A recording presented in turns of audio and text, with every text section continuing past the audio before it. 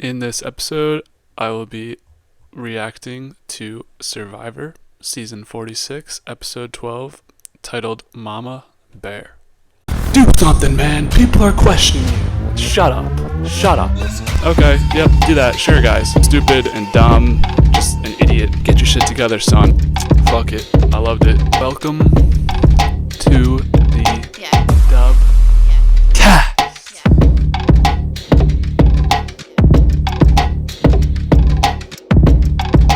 Let's talk about the Survivor episode. My boy Q gone. It's alright though. We're gonna live. Q, man, I'm sorry.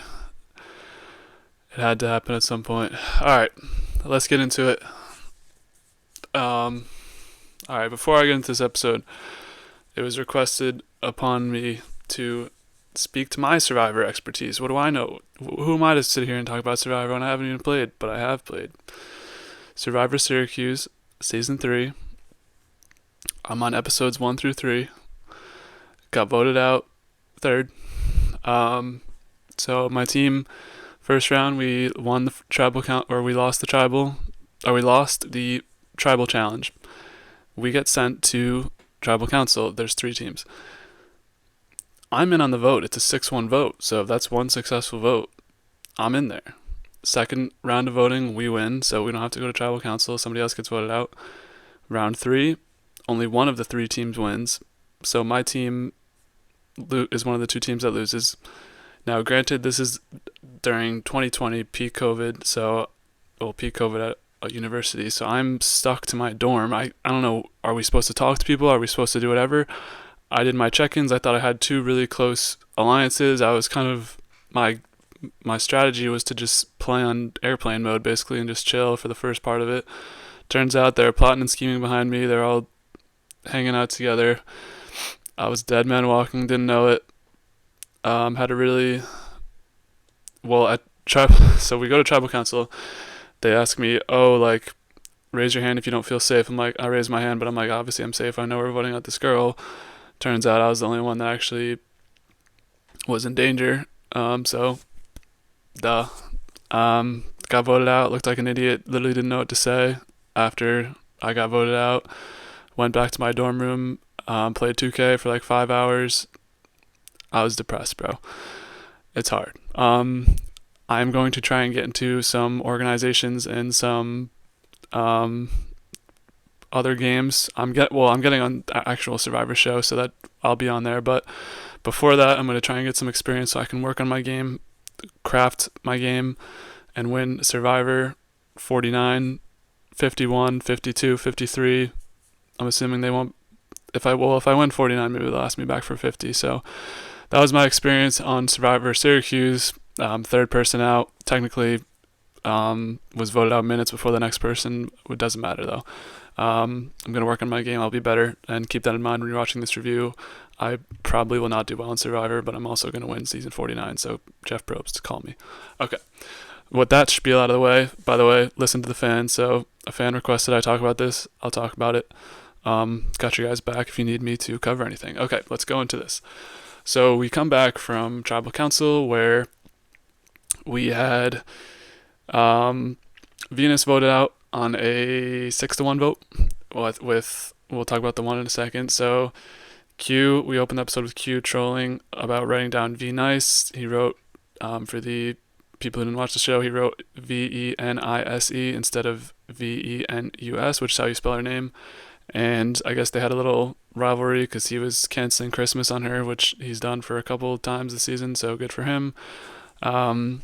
Obviously it's all for naught though, but so he canceled Christmas on Venus. Venus is gone.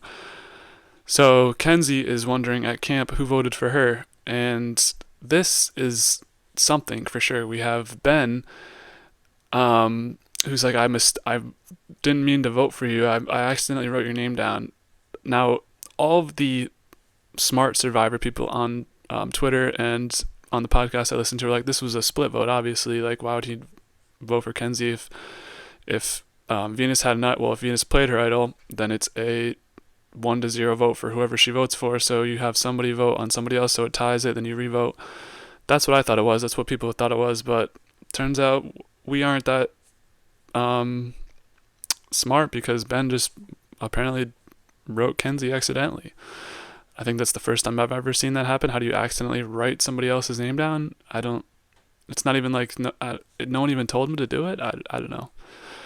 So we go to Maria, who's crying on the boat, which I don't know if this boat is like new, but everyone's sitting on this boat during the season. So Maria's crying on the boat. Venus really got to her. They had the argument last tribal council, and she didn't like the way that Venus was talking about her and felt she was sort of assassinating her character. So chalked that one up to Venus. Even beyond her survivor grave, she got somebody to cry, so that's a win in Venus's book. She won the battle.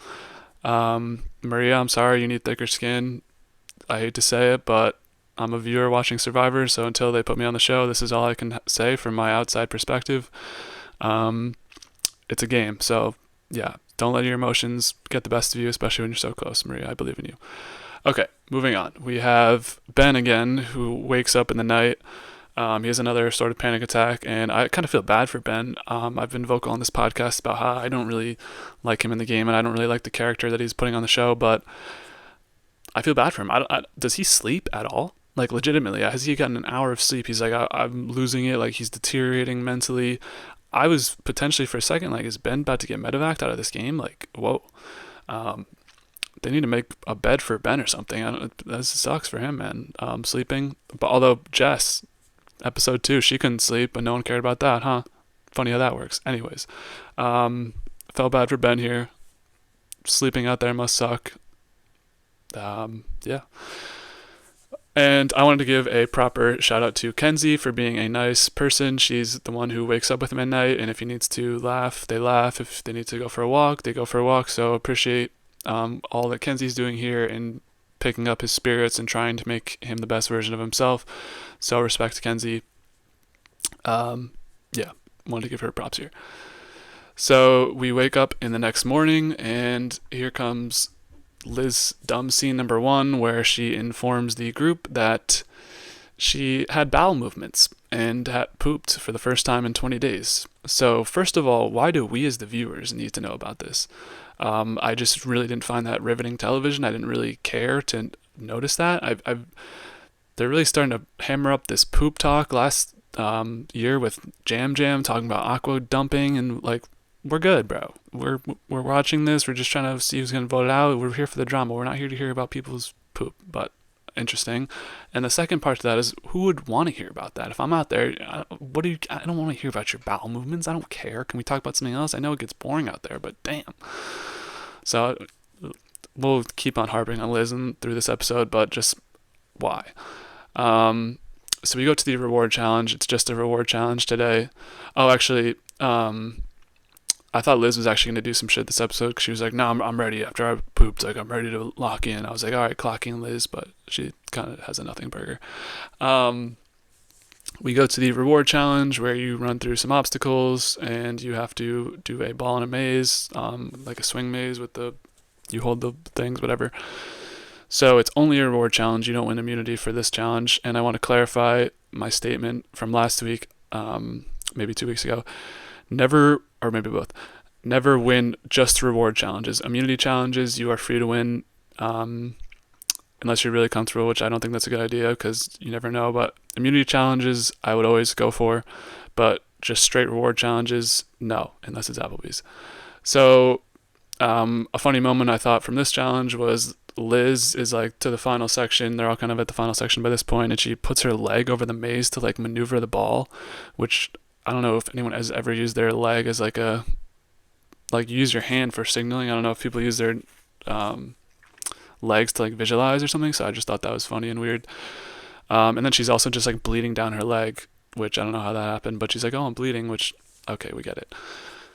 Moving on, we have Charlie, who wins the reward challenge, which is up front a Chinese reward where you win Chinese food. But we learn after the challenge that you also get letters from home, which for those of you who have maybe not watched in the past couple of years, They've shortened the amount of days, so they don't bring the family members out there anymore. They bring the letters to them from their loved ones. And it seems like they got a couple letters, so it's not just one letter. You get a couple letters from the people back home, which at this point they've been away from their family for 3 weeks with no way to communicate. So I understand. We see a lot of emotion here. So Charlie wins, and once again, we have a tough decision for reward. He ponders on who to pick. He picks Liz first, which good for Liz. She finally gets to eat. She gets to hear from her daughter. She gets to hear from other loved ones.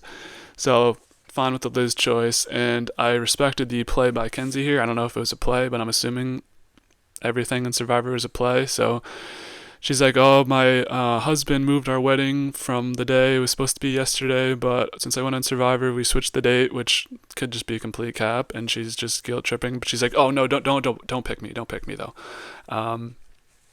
So that was, yeah, I don't know if that was a play. If it was, smart. If not, still worked. So he also picks Kenzie. So they pick Liz and Kenzie. So yeah, we have Q, Maria, and Ben left over, who were actually the people who won the reward last week to go and get pizza. And Maria just turns and is sobbing. She's so emotional from this. And they apparently had an agreement where Charlie and Maria knew that no matter what, if they won reward, they couldn't take each other because they're a duo in the game, and they don't want to make others aware of that by picking each other for rewards. So they have that deal in place, but Maria still gets really emotional. And I was questioning why, she kind of uses this as a fuel, which I respect, but she's also like super upset about it. But she's like, I'm not upset, but I just would use this as a fuel. But I don't know if that's true. I feel like there was some sense of resentment there where Charlie didn't pick her and she wants to get letters from her kids. She has 3 sons. So I don't know. I didn't know. I had mixed feelings about this Maria upset thing. Also, just to know, I don't want to be one of those people who's like, you're only playing out there for 26 days, but you're going to see your family in 3 or 4 days. So it's okay. You'll be all right. I believe Maria. So she goes back to camp, and that group, she's still very down bad. She's like, something died in me today. She's sitting on the boat again and just sobbing. And that felt bad. Ben's there, like, let it out. Yeah, Maria just still down bad for most of this. So at the reward at the sanctuary with the Chinese food, we have Kenzie gets a little backstory, which is nice to hear about her husband and her personal life. And she kind of tries to flex on us by saying she started her career at 15 years old. So did I, Kenzie. I was out there selling hot dogs. So is that, maybe they'll put that on my package when I'm out there. But respect to her. She apparently owns her own business, and I don't know if she was always been a hairdresser from 15, but if she was, even more respect. But if not, then we're in the same boat. I started my career from 15, and now I'm doing a podcast. Yeah. And then I'm going to be on Survivor. Anyways. But respect, I'm not even being like sarcastic. I respect starting your career at 15. I think most people do that though. So we have the reward again with Kenzie, Charlie, and Liz, and I'm throwing it out there now. I think this is the final 3. This is my final 3 prediction for Survivor 46. I think these are going to be the final 3, so I just wanted to note that. Potential foreshadowing, the 3 people on the reward are the final 3 people in the game. If it happens, come back to this podcast. If not, forget I said this. So they come up with the supposed plan is to blindside Maria, which any plan before the actual immunity challenge just means that person's going to win immunity. So I had doubts that Maria was actually going to go here, but we'll get into that. So back at camp, it's Q, Ben, and Maria, and once they kind of hit the moment of knowing that they're not going to win reward, or not, they're back at camp. Once they get over the idea that they're not going to be in reward, kind of settled down, they're like, all right, we need to go look for the idol. And my boy Q, man, he finds the idol, OMG. He's like, I need the storm, and he gets the idol, he finds it seemingly fast. And he's like, I got the juice. And then he tells Maria, which at the time I was like, why tell Maria? But it seems like from through this episode that these two are really just a really tight duo. So I guess if you have to tell someone, tell Maria. He doesn't tell anyone else, which respect, but I don't even think you need to tell Maria. And also get a better sense of the game, because now I'm even pissed off reading about this idol that I wrote about because you didn't play it. So pain. So the supposed plan from the people back at camp is to target Liz, and this is kind of a sham plan because it turns out Maria is coming for Charlie, and we get conflicting perspectives from the castaways on if Charlie could win. So Maria's saying if Charlie gets to the end, he wins no matter what against whoever, like, look at him, blah, blah, blah. But I think that's you.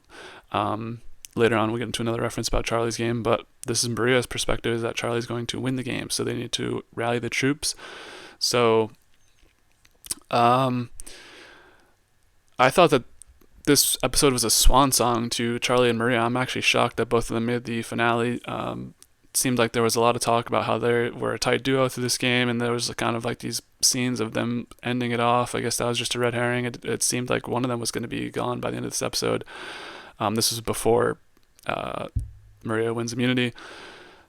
So yeah, we get like this kind of cool moment where they both don't think that each other are going to blindside each other when they're both actively planning each other's blindside. So I thought, this Malcolm Denise arc has really fit in from season 25. So yeah, Malcolm and Denise, basically, for those who don't know, they played the whole game together, started off in the same tribes, just like Charlie and Maria, were able to work their way through the game together. Basically, they were the only two people left from their tribe, worked through it, being with tribes of the other people, and then got to be the last 2 of 4 people in the game, and at the last second, Denise cut Malcolm at the end and got the other 2 people to vote him out, so she went to the final 3 and won. So I feel like this story, maybe we're seeing something here that is foreshadowing, it's foretelling. I didn't think there was much to the Malcolm and Denise reference at the beginning when they did it, because they did it last season too with season 45, but they re-referenced it tonight. So Charlie, or maybe it means Maria wins because Denise won, she was the mom, I don't know. We'll see what winner power rankings are after this. But so we get to the immunity challenge, where I found it odd that Jeff is promoting making the finale. I feel like it's kind of a fourth wall moment. Maybe I'm just forgetting he does this every season, but I feel like he's never done this where he's like, if you win, you make it to the finale, which, what is the finale if you're the person who gets voted off like 20 minutes in? Because it's a 3-hour episode. They got to get through the final tribal, they got to get through the winner, they got to get through the reunion. If you make the finale, your boot could be shorter than than every other boot on the season. Like, that's, I don't know. I just thought this was an odd promotion thing, but it seems like these 46 players are on the ball with this type of stuff, so maybe this meant a lot for them. I don't know, maybe Jeff inspired them. I just thought it was weird he mentioned it. So this again is where I took problem with Liz, where I thought this was just a pretty annoying episode for Liz. I'm sorry. I feel like I've been back and forth on Liz. This was a down episode for her. The challenge is they walk across a beam, jump in the water, blah, blah, blah, blah, do the usual Survivor stuff, and then they build a dolphin puzzle at the end. So Liz, of course, has to chime in with her dolphin noise and her commentary during the challenge when they were running it, which I found annoying. So yeah, Liz, not really vibing with her this episode, sorry. So the challenge comes down to Ben is leading most of it. He has most of the pieces up on the puzzle, but then, shocker, Maria comes out of nowhere and wins the immunity necklace. She just goes on a crazy run, pulling like 20 pieces together. So props to her again. This is her 3rd immunity. Yeah, she's a force to be reckoned with. Not that there's really athletic people out there, but any immunity run's respectable. So, I mean, Q's a D1 athlete, but he hasn't done shit. So, I don't know. I'll give props for the 3 wins. Good job, Maria. She wins again. So we go back to camp, where Maria is the only one safe of the 6, and shocker, Ben wants Q out. Haven't heard this story before. Yeah, Ben has a thing against Q. Liz has a thing against Q, even though last week we saw a secret scene where they were kind of on better terms, but it didn't make the show, obviously, because of tonight. It seems like Kenzie still wants Q out.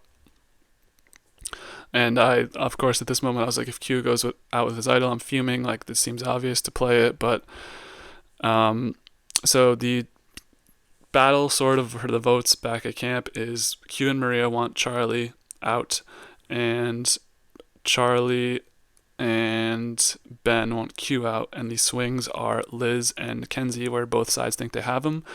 Where the Q and Maria side, it never really seemed like they had them. I don't know if that was just a misread by both of them, trusting them, because maybe they had voted together for pretty much every vote before this, so maybe they were just snowed by that. thought it was kind of a general misread by them to not think that they were going for Q and Maria. Like, I don't know what their perspectives or perceptions are of everyone left in the game, like who has X% chance to win, who's the best chance, who's the worst chance to win, blah blah blah. Like, I don't know, I just felt like this was kind of a misread by Maria and Q. And of course, I'm sitting here Monday morning quarterback being like, why wouldn't you play the idol, blah blah blah, why didn't you see this coming? I don't know, I just thought even what I saw on screen, like, I guess props to Liz and Kenzie, they're able to trick Q and Maria into thinking they're actually going to vote with them. They are doing this kind of funny thing where they're like talking about how they're going to trick them, and then we see it on TV. So good for them. They're able to successfully maneuver their move. Yeah. So I said I would be fuming if Q went out with his idol. I'm pissed. Obviously, you saw the opening of this episode. I'm sad. That was my dog. That was my number one person I'm rooting for. Now I don't even know who to root for. Anyways, let's continue on with the episode.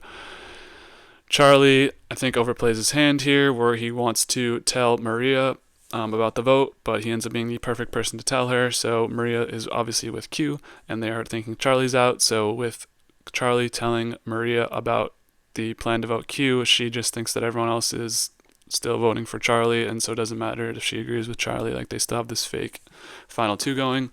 So I don't know if it's overplaying. I think he kind of lucked into that working out for him.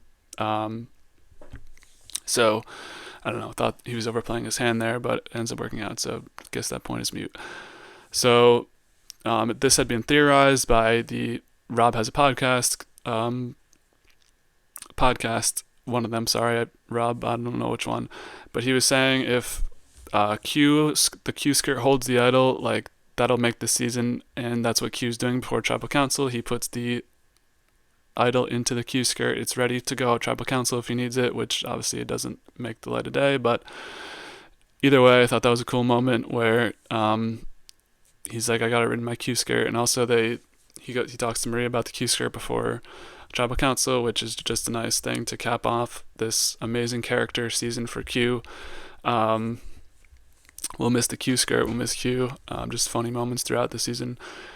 So we go to Tribal Council, and Venus is on the jury. She is the most recent person voted out. I thought she looked stunning in this. Yeah, good job, Venus. Looking stunning and serving looks.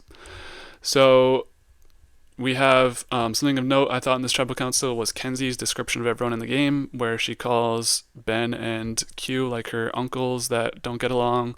She calls Liz her grandma who's going insane. She calls Maria like her the mother who looks over after everyone. That could be wrong, but that's what I remember. And then she calls Charlie a dependable dog, which Charlie seems like taken aback from this and caught off guard. And I don't know, it doesn't seem like he has prospects of, like, I don't know. I'm so confused on where we're supposed to think about Charlie and what we're supposed to think about him. I don't know if we're supposed to think about him as this great game player, because it seems like to me he was the main person behind this vote tonight. At least that's the way it was portrayed in the show. But we're also getting perspectives from Kenzie, who's one of his closest allies, saying he's a dog in the game. But then Maria saying if he went to the end, he would beat everyone. So I'm interested to see where Charlie ends up in this season. I'm just really confused. We'll get into my winner rankings shortly, but I don't know. Is he the winner? Is he out at 5? Is he like the runner-up? I'm just so confused. So yeah, another funny moment, or not funny, but just moment I noted from this Tribal Council was Q referencing lightning and the storm, which was what Q had mentioned earlier, or Charlie is mentioning this. I don't know if I said Q or Charlie, but Charlie is mentioning about the storm and lightning, which is what Q mentioned earlier in the episode, in hopes to find an idol. And if he used this lightning and storm tonight at Tribal Council, he would be safe, but he doesn't. I was like, Q, please play this, but obviously for moot. And then I thought when they went to vote, he was playing it, because why show this many votes? They literally show 3 on Q. And I forget who they left not to show it, but it was like, bro, obviously Q's going home if he doesn't play his idol. And then Q doesn't play his idol. Damn it. And what the fuck is this season, bro? 4 people out in a row with an idol in their pocket. Just play that, damn John. If I go on that show, I'm just playing it if I find it. Like, I don't know. What is happening? And then we have 5 overall in the season if you include Jem, and 6 if you want to include Randon. So we had Q go out with an idol in his pocket this episode. We had Venus last episode. We had Tiffany the episode before, and we had Hunter the episode before, and then 2 or 3 episodes before, Jem goes out with an idol in her pocket. So these things, with the meta we thought from season 44 was that everyone's just going to have idols and make fake idols, but the problem is nobody's playing real idols. So I don't know. Interesting to see where we go with the idols from here. So with that being said, for pre-finale, I only made a top 2 to win and top 2 out next week, since there are only 5 people left in the game. So my top 2 to win, number 1 immediate reaction after the episode was Charlie. I feel like he ran this vote. I feel like he's been very prominent in the edit.